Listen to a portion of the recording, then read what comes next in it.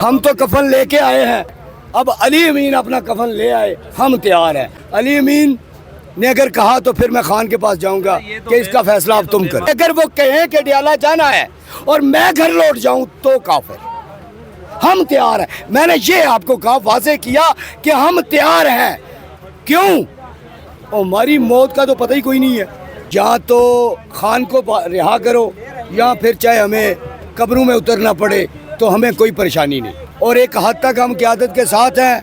अगर वो ये कहेंगे कि अडियाला जेल की जानब मार्च होगा तो हम इंशाल्लाह उनके साथ हैं। लेकिन शायद इस बार अगर वो ये कहें कि फिर की डेट देंगे तो उनके लिए भी मुश्किलात होंगी कारकुनान की जानब से। क्या मुश्किलात होंगी, क्या करेंगे आप?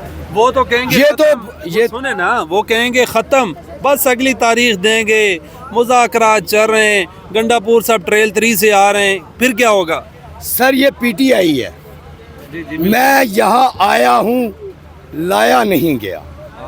मैं ना किसी के बाप का गुलाम हूँ, ना मैं किसी बिरयानी की प्लेट पे आया हूँ।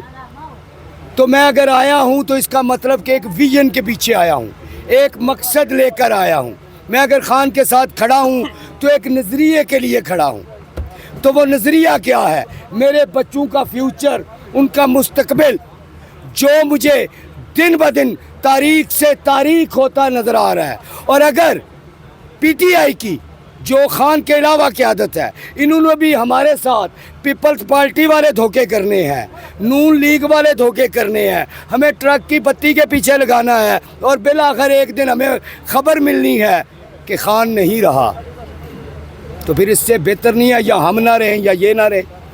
खान ने तो पहले ही मैसेज दे दिया है कि जो बुज़दिल है वो मेरी पार्टी छोड़ दे। तो मैं फ़िलहाल तो मिन्नत ही करूँगा, जो बुज़दिल है वो खान की पार्टी छोड़ दे। चले जाए वापस घर, फिर क्या करेंगे? मानेंगे कहना? सर फ़िलहाल तो ये कहना कबल इस वक्त है, लेकिन आपको मैं ये बता सकता हूँ कि कारकुनान इस वक्त आग की तरह जल रहे हैं दोनों तरफ से। और मैं ये कह सकता हूँ कि दोनों तरफ का गुस्सा फिर इन पर निकल जाएगा। गंडापुर साहब कह रहे थे मैं तो कफन बांध के आऊँगा, घर से निकलूँगा, सबको कहा कि कफन बांध के आएँ, तो अगर कल फिर ये कुछ होता है तो कफन शफन कहाँ पे रह जाएंगे? तो भाई मैं आपको एक बात बताऊँ, मैं मुस्लिम, एक सेकंड, वो तो वैसे भी मोहम्मदी बिस्तरे वाली चादर पहन के आते हैं। भाई बात ये है, मैं एक ईमानदार मजहबी फैमिली से तल्लुक़ रखता हूँ। PTI के कारकुनान को लाया नहीं जाता, वो आ जाते हैं। आप देख ले, आप जाएं अपने कैमरे लेकर गली गली शहर शहर जाके विजिट करें, कोई MPA नहीं कह रहा कि मैं गाड़ी दे रहा हूँ। लोग अपनी मदद आपके तहत पहुँच रहे हैं, ठीक है। और जो लोग अपनी मदद आपके तहत पहुँच रहे हैं, सबसे पहला सवाल है वो क्यों पहुँच रहे हैं, वो आते क्यों हैं, उनके सर में दर्द है, उन्हें मसला क्या है, उन्हें परेशानी क्या है? क्या मैंने MNA बनना है? क्या मैंने MPA बनना है? और नहीं यार, मैं तो BT मेंबर नहीं बन सकता, मैं MPA क्या बनूंगा, मैं MNA क्या बनूंगा? मुझे चाहिए इंसाफ। कैसा इंसाफ? कि अगर मेरा बच्चा कल मेरे जैसा निकले तो वो मेरी तरह सड़कों पर जलील ना हो रहा हो, वो उस मकाम तक पहुंचे जिसका कि वो हकदार है, वो उस कुर्सी पर पहुंचे। यहाँ मैं चाहे जितनी मर्जी अच्छी बातें कर लूं, लेकिन यही मैं अपनी पार्टी की मिसाल दे देता हूँ। अली अमीन का भाई आ जाए, वो चवड़े मारता रहे, आप कैमरे लेकर उसकी तरफ चले जाएंगे। क्यों? कि यह कद देखा जाता है पैसों से, नापा जाता है पैसों से, वकार से नहीं, उसके इल्म से नहीं, उसके कपड़ों की हालत देखकर उसको पहचाना जाता है कि इसका इंटरव्यू करे या नहीं। ये नहीं देखा जाता कि उसके पास इल्म कितना है। मैं चैलेंज करता हूं, खान को छोड़े, आप इन सब को कहे, जो बाइडन को भी ले आए, मेरे साथ मुस्कुरात करे, टेबल टॉक करे, मुझसे जीत के दिखाए। मैं खान को कहूंगा सरेंडर कर दे, मुझसे जीत के दिखाए। चैलेंज करता हूं मैं इनको। क्यों?